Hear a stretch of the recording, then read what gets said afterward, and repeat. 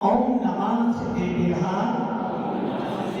ओम नमः सिद्धेभ्यः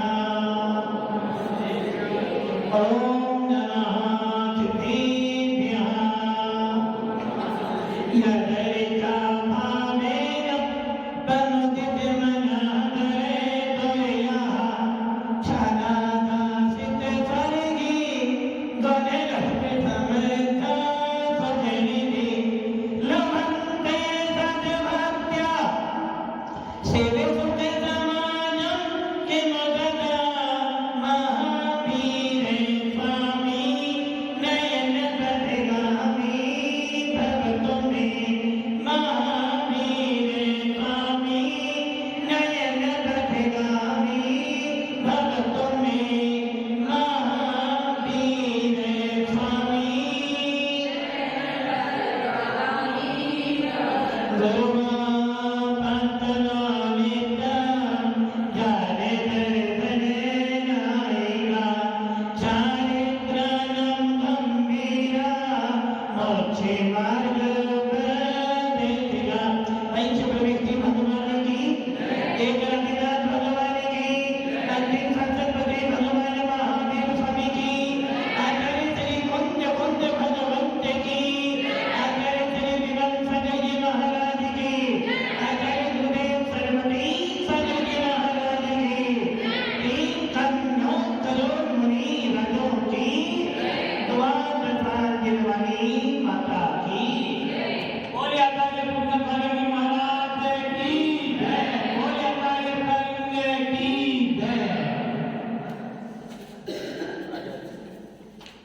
भव्य आत्माओं, अंतिम निर्देश भगवान महादेव, जिनका नाम लेते ही, जिन भगवान महावीर का नाम लेते ही ये बोध हो जाता है कि मैं जैन हूं। और जब कोई हमें भगवान महावीर की वाणी सुनाते हैं तो उनको सुनने के बाद हमारी आत्मा में ये बोध हो जाता है कि मैं भी भगवान महावीर जैसा बन सकता हूं। जब जब किसी साधु संत को देखते हैं, जब जब किसी जैन साधु को देखते हैं, जब जब वीतराग को देखते हैं तो मन में भाव आ जाते हैं कि मेरी आत्मा का स्वरूप भी ऐसा ही है। जब जब नमोकार मंत्र बोलते हैं, भैया नमोकार मंत्र बोलते हैं कितनी बार बोलते हैं? पूरे दिन में कितनी बार बोलते हैं? कोशिश करते हैं माला करते, बाकी 9 बार। कितनी बार? 9 बार तो बोलते हैं। अच्छा ये बताओ, बच्चे का नाम कितनी बार बोलते हैं? लगभग 100 बार। 100 बार। मतलब कि बच्चे का नाम 100 बार बोलते हैं, नमोकार मंत्र 9 बार बोलते हो। अब ये सोचो, बच्चा किसका है? मेरा। नमोकार मंत्र किसका है? हमारा। कितना तरह का बच्चा हमारा है, बच्चा मेरा है। नमोकार मंत्र किसका है? हमारा। अब आप ये विचार कर लो, जिस बच्चे को मैंने अपना माना है वो बच्चा मेरे को कभी साथ देने वाला, किंतु जिस नमोकार मंत्र को मैं सबका कह रहा हूं, मेरे मरने के बाद भी साथ रहेगा। मेरे मरने के बाद भी साथ नहीं, और मेरे जीते की भी। बीमा कंपनी क्या बोलती है? मरने के बाद भी और मरने से। ये तो भव्य आत्माओं, मरने के बाद तुम्हें कुछ मिल जाएगा गारंटी, किंतु नमोकार मंत्र कह रहा है मैं जीते जी भी तेरे साथ रहूं और मरने के बाद भी तेरे साथ में जाऊंगा। बस यही बात समझ लेना कि भगवान महावीर के शासन में जब नमोकार मंत्र सुनते हो तो आत्मा के अंदर ऐसा भाव बनने के बस इस पंच परमेष्टि के अंदर, इस पंच परमेष्टि में मेरा भी नंबर आ जाए। हे आत्मा, मेरी आत्मा के अंदर, मेरी आत्मा के अंदर भी कोई आत्मा है जो आत्मा भगवान महावीर के अंदर थी। मेरी आत्मा के अंदर भी वो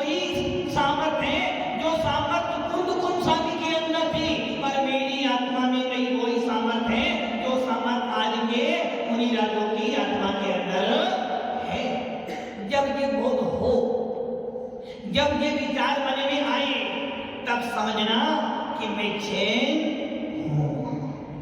ऐसा जीव शासन, ऐसा वीतरक शासन, ऐसा भगवान महावीर का शासन हम आपको मिला है। आचार्य पूज्यपाद स्वामी क्या करेंगे आपको? आचार्य पूज्यपाद स्वामी कैसे आचार्य हुए? जिन्होंने अपने भावों को किस प्रकार हम अच्छा बनाए, किस प्रकार अपनी कथाओं को मंद करें और किस प्रकार आत्मा का ध्यान करें, ऐसे पूज्यपाद स्वामी ने इष्टोपदेश और समाधि ग्रंथ लिखा। और इष्टोपदेश के अंदर आचार्य क्या करें? इष्टोपदेशो नाम क्या रखा है? नाम क्या है? इष्टोपदेश। इष्ट मतलब इष्ट मतलब अच्छा ये बताओ, एक तरफ तुम्हारा बच्चा खड़ा हुआ है, एक तरफ नमोकार मंत्र पड़ा हुआ है, आपको इष्ट कौन?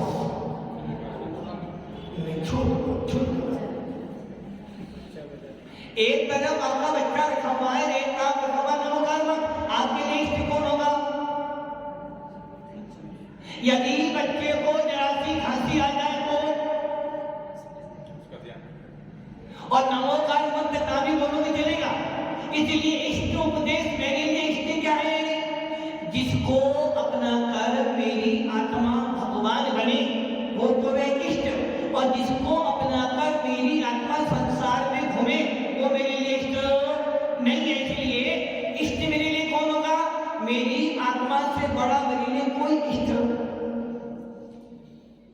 मेरी भगवान आत्मा को छोड़कर मेरे लिए कोई भी इष्ट नहीं है। और उसका उपदेश, इष्ट का उपदेश, अब इष्ट कौन था? मेरी आत्मा। उसका उपदेश क्या होगा? कि मैं भी भगवान आत्मा बन सकता। कौन?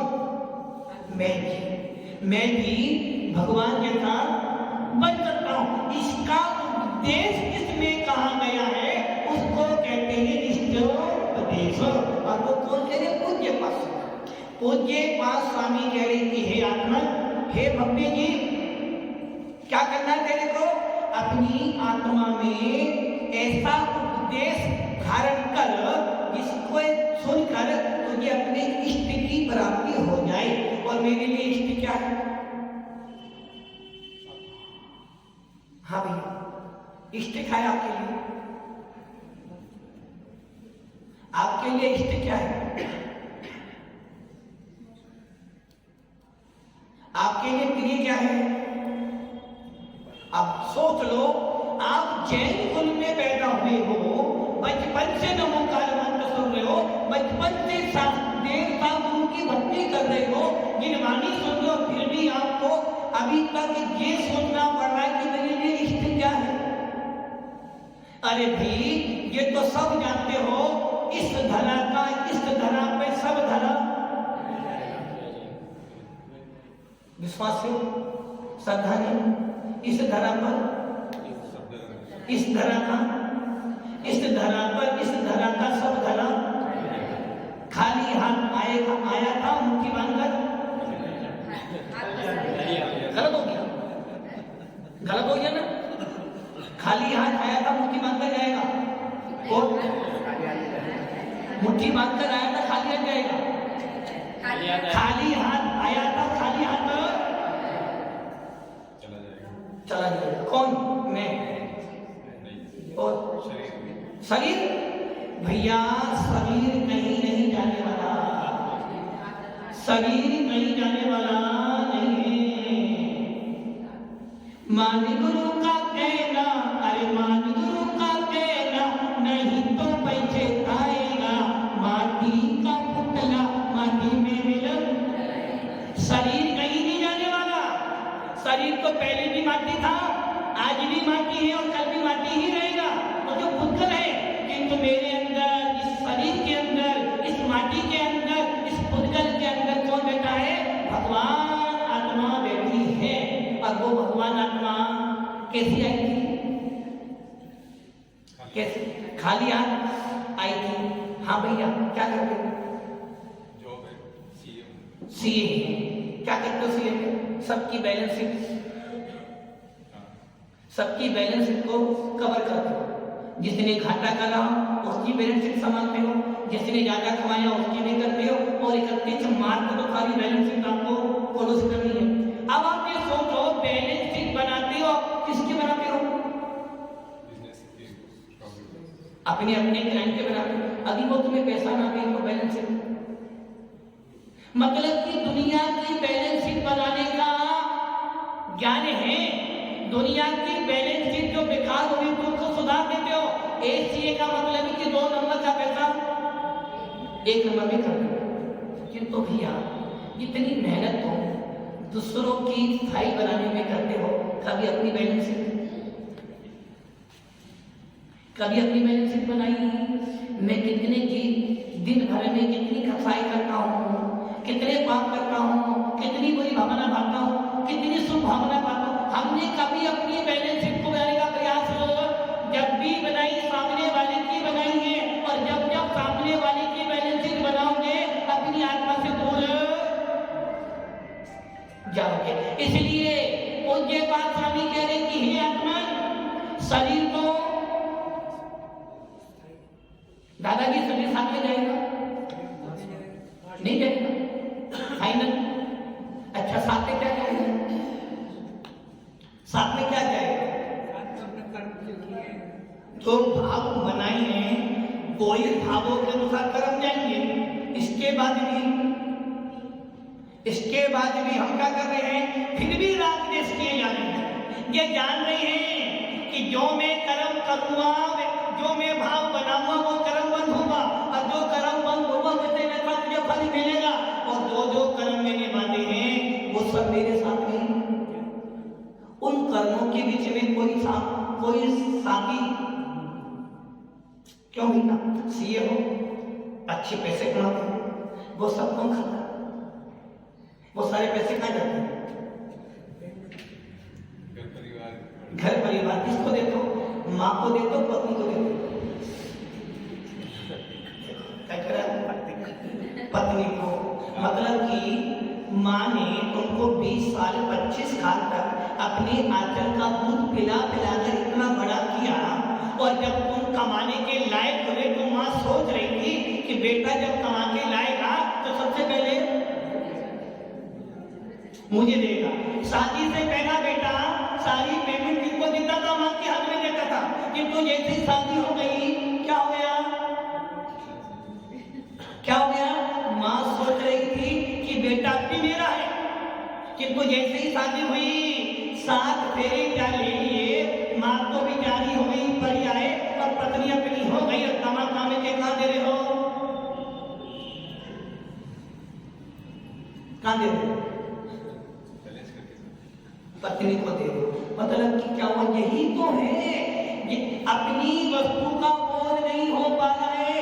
कभी माँ को अपना मानते हो, कभी पत्नी को अपना मानते हो, कभी बच्चों को अपना मानते हो, कभी धन मकान को अपना मानते हो। आखिर तेरा अपना है कौन? खाली हाथ आया था, खाली हाथ पसारे आया था, और नई मुट्ठी बांधकर आया था और हाथ पसारे। उसके बाद भी आपकी अंतर आत्मा की गवाही नहीं हो पाई कि हे आत्मा, इस धरा का इस धरा पे सब धरा रह जाएगा। फिर भी आत्मा में ये भाव नहीं आई। किसके लिए जी रहे हो? किसके लिए? अपने लिए? दादाजी अपने लिए जी रहे हो? अपने लिए जी रहे हो क्या? अरे भैया अपना विचार चिंतन करो। अपने लिए तो आपको सोचने के लिए 1 मिनट भी आपके पास में नहीं है अपने बारे में सोचने के लिए। जब सोचते हो घर परिवार के बारे में सोचते हो, जब सोचते हो दूसरों के बारे में सोचते हो, तो तुम अपना कल्याण कब करोगे? और यही कारण है उनके पास स्वामी कह रहे हैं, मोहिनी संगतम ज्ञानम स्वभावम लगते नहीं मत्ता पुमान पदार्थाना यथा मदन बोधवी।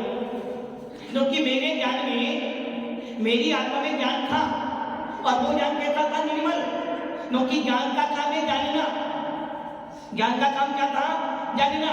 मैंने जाना जीव भी होता है, उद्गल भी होता है, धर्म भी होता है, अधर्म भी होता है, आकाश और काल भी होता है, जीव भी है, अजीब भी है, आश्रत भी है, बंद भी है, संबल भी है, निजरा भी है और मोक्ष भी है। ज्ञान का काम का जानना, मैंने जाना ये मकान है, पुद्गल है, मैंने जाना ये मोबाइल है, ज्ञान का काम था, मैंने जाना ये पत्नी है, ये बच्चे हैं। आखिर ज्ञान ने क्या काम किया? महेंद्र जी, ज्ञान ने क्या काम किया? आपको बोध करा कि वस्तु ऐसी है, आपने क्या किया?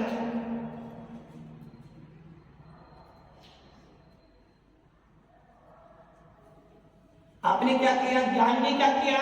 आपको बता दें कि भगवान है, ये गुरु जी है, ये जिनवानी है, ये आश्रम है, ये मकान है, ये मोबाइल है, ये पत्नी है, ये बच्ची। आपने क्या किया? मन में बसा लिया। मन में कौन किसे बसाया? मन में पत्नी को या भगवान को? मन में किसे बसाया आपने? दोनों कौन? भगवान को भी और पत्नी को भी। अच्छा, अब आप ये बताओ क्या एक मियान में दो तलवार आ सकती है? एक मोबाइल में दो सिम तो आ सकती है, किंतु एक मियान में दो तलवार? तुम ये भी कहो कि मेरी आत्मा के अंदर भगवान भी और पत्नी भी है, तो नहीं हो सकता, क्योंकि आत्मा के अंदर अभी विषय वासना भरी हुई है, तो भगवान बना नहीं आ सकता। और अभी भगवान बना है तो विषय वासना, एक आत्मा में दो चीज, एक दिल में दो चीज तो नहीं रह सकती। इसी प्रकार जब तुम ये सब ज्ञान ने क्या काम किया था, तुम्हें बता दिया कि ये वस्तुएं हैं। ज्ञान का काम क्या था? सिर्फ बतलाना कि ये वस्तु ऐसी है। आपने क्या कर लिया? क्या किया? ये भगवान है, ये भगवान है। मन में क्या भाव? ज्ञान ने बोला ये भगवान है, आपने क्या किया? ये तो भगवान है, लेकिन मैं भगवान नहीं बन सकता।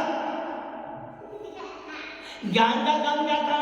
भगवान को बताना कि ये भगवान है, तो कहता है मैं भी भगवान जैसा हूं, मेरे अंदर भी ज्ञान है, मेरे अंदर भी केवल ज्ञान की ज्योति है। अभी आप भजन सुन रहे थे,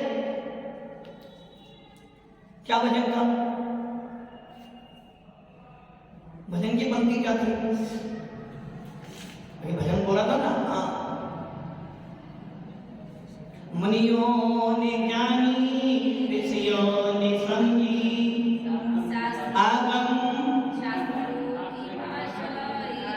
आगम का रहस्य किसने जाना?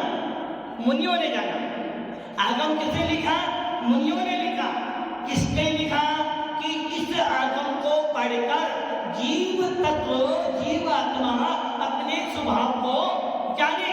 इसलिए हमारे यहाँ आगम किसे कहते हैं? आगम, आ मैंने आप, तो आगम में तीन शब्द है, बड़ा का और मां।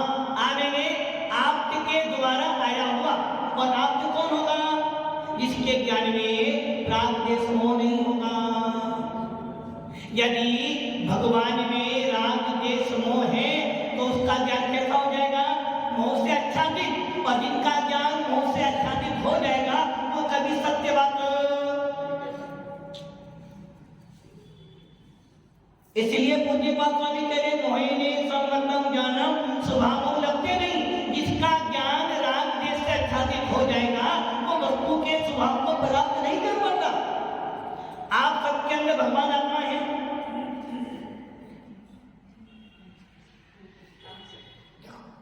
ऑफिस का जाना, जॉब पे, अभी जॉब पे नहीं जाओ तो अभी कह रहे थे मैंने दिल में भगवान को बसाया है। दिल में किसे बसाया है? किंतु याद किसकी आ रही है?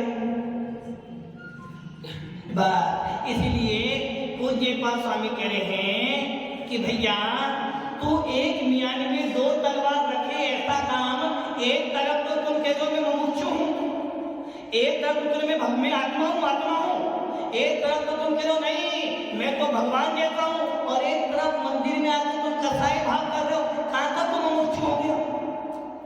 एक तरफ तो तुम समय साथ पढ़ रहा है, आत्मा की चर्चा कर रहा है, और दूसरी तरफ तुम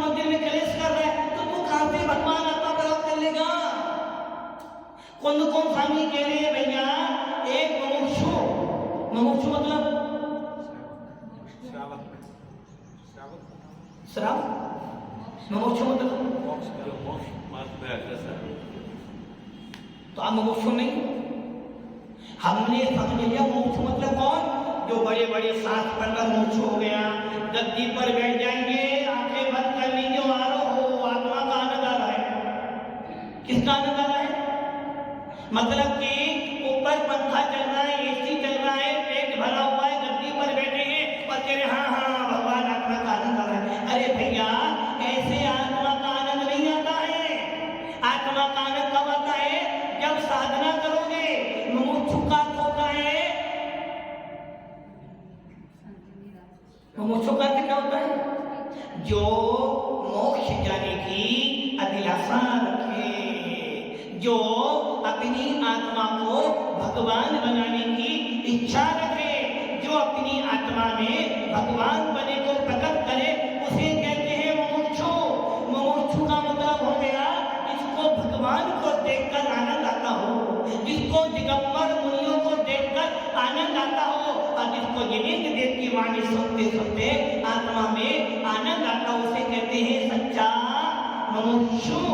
मात्र आत्मा की चर्चा करना, आत्मा आत्मा आत्मा, जड़ की क्रिया जड़ में होती है, इसलिए क्रिया करने से क्या होता है? क्या कह रहे हो? जड़ की क्रिया जड़ में होती, इसलिए भगवान का विषय करने से होता क्या है? किंतु भव्य आत्माओं, जब भगवान की क्रिया जड़ की है तो तू खाना पीना करता, वो क्रिया किसकी? वो भी जड़ की है। मतलब कि मंदिर में आकर तो तुम आत्मा दिखाते हो और घर जाके सारा काम उल्टा सीधा करते हो, तो कहां से तुम आत्मा हो गए? मंदिर में जरा सी पूजा कर ली तो क्या हो गया? अरे कर्म का बंद हो गया। क्योंकि पूजा करने से भी कर्म का बंद होता है। और घर पर जाकर तो रात में खाए, दिन में खाए, बाजार का खाए, अनथला पानी पिए, गद्दे पर सोए, उसमें तेरे कर्मों का असर नहीं होगा, वहां पे कर्म नहीं आए। इसलिए ये ध्यान रख लेना, आत्मा का वेदन करना अलग बात है और आत्मा की चर्चा करना बहुत अलग बात है। इसलिए आचार्य कह रहे हैं, इसलिए भगवंत पूज्य पाद स्वामी कह रहे हैं, अपने ज्ञान में मोह मत ला, अपने ज्ञान में मिथ्यात्व को मत भर, अपने ज्ञान में राग द्वेष मत डाल। यदि तेरे ज्ञान में, जो कि आत्मा में ज्ञान है, आत्मा में ज्ञान है, और कब से ज्ञान है आत्मा में? अनादिकाल से ज्ञान है। क्योंकि मैं अनादिकाल से कौन हूं?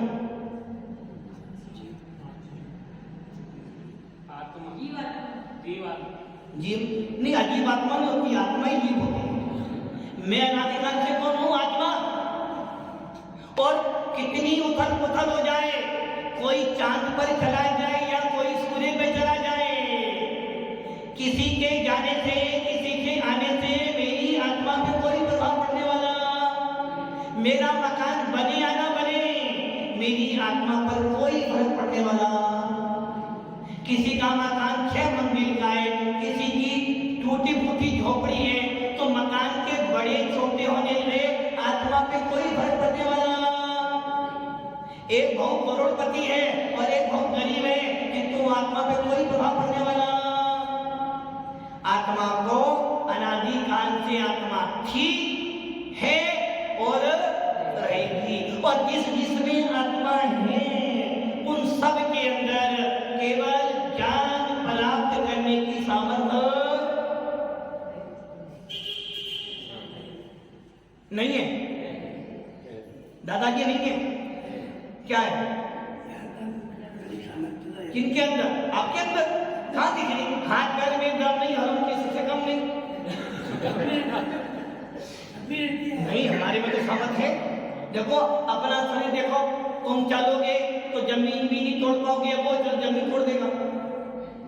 बोलो महाराज पहले में भी ऐसा ही था, जब मैं चलता था तो जमीन हिल जाती थी, और अब चलता हूं तो पत्थर भी नहीं पाता है। तो क्या आपके अंदर केवल ज्ञान की सामर्थ है? कहां पर है? मन में, देखो मन नहीं आत्मा में है। मन अलग है और आत्मा अलग है। मेरे अंदर आत्मा है और वो आत्मा अनादि काल से है, अनंत काल तक रहेगी। पूरा विश्व विनाश को प्राप्त हो जाए, क्योंकि मेरी आत्मा कभी विनाश को प्राप्त हो। और जब मैं आत्मा हूं तो मेरी आत्मा में ज्ञान भी है, और जब ज्ञान है तो मेरी आत्मा में केवल ज्ञान की सामर्थ्य भी है। और जब मेरे अंदर केवल ज्ञान की सामर्थ्य है तो मैं भगवान भी बन सकता हूँ। और जब मैं भगवान बन सकता हूँ तो मुझे क्या करना, जब मेरे अंदर भगवान बनने की सामर्थ्य, तो मुझे क्या काम करना, मात्र एक ही काम करना। क्या काम करना? अपनी आत्मा का कल्याण के लिए। कल्याण के लिए क्या करोगे? कल्याण के लिए घर छोड़ोगे, सब चीज करनी पड़ेगी, सब चीज मतलब मार्ग अपनाना पड़ेगा, बाहर का खाना पीना छोड़ना पड़ेगा, पत्नी बच्चे छोड़ने पड़ेंगे। मार्ग अपनाना पड़ेगा कि सतमार्ग पे चलना है। मार्ग तो अभी सतमार्ग पे नहीं चलना, मार्ग अपनाना पड़ेगा आत्मा का कल्याण करने के लिए। जो क्या करना पड़ेगा? आप जैसा बनना पड़ेगा। आप जैसा बनना पड़ेगा। अच्छा, मेरे जैसे बन भी जाओगे तो क्या कर लोगे? मतलब कि तुमको मेरे जैसा, इनके नहीं बनना, मेरे जैसा ही बनना है। आप जैसा, आप सब, आप जैसा मतलब ऐसा तो नहीं बनना, जैसा, ऐसा बनना है क्या? जैसा मार्ग मिले, ऐसा बनना है जैसा मार्ग मिले, आप जैसा मार्ग मिले। कौन सा मार्ग चाहिए आपको? आप जैसे पथ पे, जिस पथ पे आप चलाए। अरे भैया समझो बात, आचार्य क्या करे, मुनि भी बन गया तो त्यागी व्यक्ति भी बन गया। सफेद कपड़े पहनने से कोई त्यागी व्यक्ति नहीं होता है, और निर्गत हो जाने तो मुनि नहीं होता है। किंतु बिना निर्गत हुए भी कोई मुनि बन नहीं सकता, बिना सफेद कपड़े पहने कोई त्यागी व्यक्ति बन नहीं सकता। किंतु कपड़े मात्र बदलने से हम त्यागी व्यक्ति नहीं है, और कपड़े उतार देने मात्र से हम त्यागी व्यक्ति नहीं है। यदि तुझे वास्तव में आत्मा का कल्याण करना है तो पूज्य स्वामी कह रहे मोहिनी संपतम ज्ञानम स्वभावम लगते नहीं। इसलिए यदि तुझे आत्मा से भगवान बनना है तो अपने ज्ञान में से जो अनादि काल से मिथ्यात्व पड़ा हुआ है, जो तेरे ज्ञान में अनादि काल से जो मानता पड़ी गलत, उसे छोड़ दे। क्या मानता पड़ी है? घर में सारे पाप करता है। क्या करता है घर में? दादाजी क्या करते हो घर में? सारे पाप करते हो। अनथना पानी भी पी लेते हो, रात में दूध पानी भी पी लेते हो, ना जाने कौन कौन से कुकर्म करते हो घर पे जाकर, और मंदिर में आते हो तो ऐसा नहीं करना, वैसा नहीं करना, ये नहीं करना, वो नहीं करना। इसका मतलब क्या हुआ कि तो मंदिर में आकर तो अपने आप को ज्ञानी समझता है, और घर जाकर तो चुपचाप बैठता। मतलब क्या हुआ कि तेरा ज्ञान किसके लिए? मंदिर के लिए, अपने लिए। मंदिर में यदि किसी ने दीपक जला दिया तो तेरी आत्मा में कसाई बढ़ गई। और घर में जाता है, बड़े बड़े बल्ब जलाता है, शादी विवाह करता है, बड़ी बड़ी रोशनी करता, जब कुछ नहीं हुआ तेरा। इसका मतलब क्या हो गया कि तेरे ज्ञान में राग द्वेष भरा हुआ है। मतलब कि मंदिर में आकर तो ज्ञानी बनता है, और घर में जाकर हाँ, आपका नाम? कमलेश जी। मंदिर में जब आते हो, अभिषेक करते हो, सबसे पहले क्या करते हो? पानी भर के लाते हो, छानते नहीं हो, फिर छानते हो। अच्छा, घर में पानी छानते हो? घर वाली, मतलब कि मंदिर में घर वाली पानी नहीं छान सकती। मंदिर में मुझे पानी छानना जो कि मैं जानी हूँ, और घर पर कौन छानेगा? घर पर वो छानेगी, मंदिर में मैं छानूंगा। मतलब कि घर का पानी घर वाली छानेगी, मंदिर वाला पानी मैं छानूंगी। लगे लोगों को कि हाँ मैं ज्ञानी हूँ। मतलब क्या हो गया? तेरा ज्ञान कहाँ काम कर रहा है? तेरा काम अपने लिए नहीं, दुनिया के दिखावे के लिए काम कर रहा है। जबकि ज्ञान का काम क्या होना चाहिए? अपनी आत्मा के लिए ज्ञान होता है, दुनिया के लिए। जितने भी विद्वान होते, जितने ज्ञानी जी होते, क्या करते हैं? ज्ञान बोलते थे, किंतु स्वयं के लिए कोई है। एक वो उदाहरण आता है, एक पंडित जी आए, कहां पर आए? महेंद्र जी पंडित जी है, कहाँ पर आए? आपके मंदिर में आ गए, निम्बाहेड़े के मंदिर में आ गए। और पंडित जी जब आए सबने बहुत सम्मान किया। अब पंडित जी प्रवचन कर रहे हैं, कह रहे भैया आलू नहीं खाना चाहिए।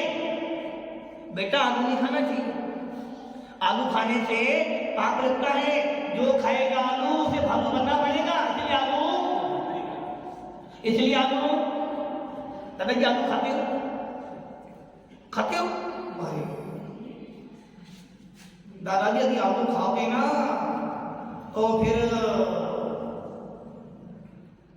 आलू खाते हो? कभी कभार शादी ब्याह में कभी कभार, हाँ आलू खाते हो? दादाजी आलू खाते हो?